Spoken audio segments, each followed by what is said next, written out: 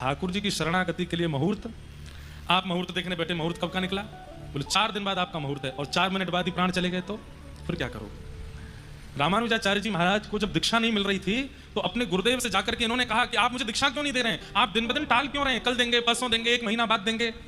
तो इनके आचार्य चरण बोले अच्छा ठीक है, तुमको इतनी तत्परता है, कल सुबह दे देंगे, अभी रात के 12 बज रहे हैं, सुबह नादों के स्नान ध्यान करके दे देंगे। तब रामानुजाचार्य जी कहते हैं बोले भगवान, भगवत शरणागति के लिए कोई नियम नहीं होता, भगवत शरणागति के लिए कोई नक्षत्र मुहूर्त नहीं होता, वो तो जिस समय चित्त में भाव आ जाए कि मुझे शरणागति चाहिए उसी समय सबसे अच्छा मुहूर्त है और आपको दीक्षा देनी चाहिए और मुझे लेनी चाहिए।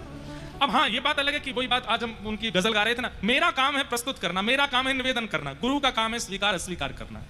इसलिए हमारी रामानुजी वैष्णवी परंपरा में नियम है, जब चित्त वृत्ति हो जाए आचार्य चरण से हमको शरणागति चाहिए, तो फिर उस शरणागति को लेने के लिए वही समय सबसे श्रेष्ठ है जिस समय चित्त में भावना प्रकट हो जाए। आपने सोच लिया गोविंद देव जी कब जाएंगे, कल सुबह मंगला करने जाएंगे, अरे अभी मन है रो तो अभी भागो, रात में प्राण चले गए तो सुबह दर्शन ही नहीं कर पाओगे। इसलिए भैया संसारी विधानों में आप नियमों का पालन कीजिए, पर भगवत शरणागति में उसमें तो जब इच्छा हो जाए कि बस अब शरण लेनी है, शरणागति कर लो, उसके लिए फिर विधान देखने की आवश्यकता हमारी श्री वैष्णव परंपरा में नहीं है। अन्य संप्रदायों में हो तो उनकी भावनाओं को सम्मान कीजिएगा, वहां की परंपराओं का पालन कीजिएगा, और हमारी परंपरा में आचार्य चरण की आज्ञा है, जब इच्छा हो बस गुरु के सामने प्रस्तुत हो जाओ, अब गुरु की इच्छा पे छोड़ो, वो जब चाहे तब देंगे, ऐसी भावना।